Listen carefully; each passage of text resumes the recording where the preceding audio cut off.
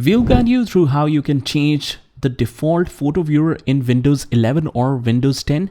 So this is a pretty straightforward guide, but don't miss any part and watch this video till the end so that you don't miss on any specific step. So all you have to do is just go to the start menu here and write settings. Now on the left hand side, you can see the apps right here, and on the right hand side, now you can see the default apps. Just click on that. And if we scroll down a little bit, for photo, you can find that, or even quicker, you can just go to this search apps, not on the top, but on the bottom here. So right here, photos, and this should be it. Just click here.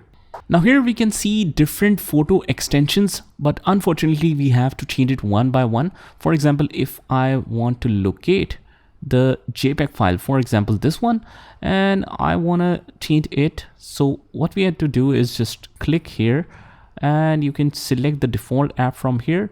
You can go to the more options, and if you have an other photo viewer installed, you can choose that, or you can just browse the app from the Microsoft Store and just download that and choose that, or you can choose an app for your PC.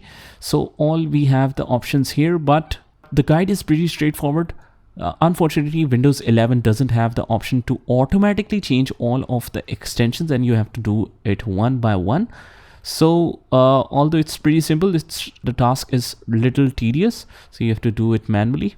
And hopefully guys, this will solve your problem, and just comment down below if it works, and I will see you in the next one.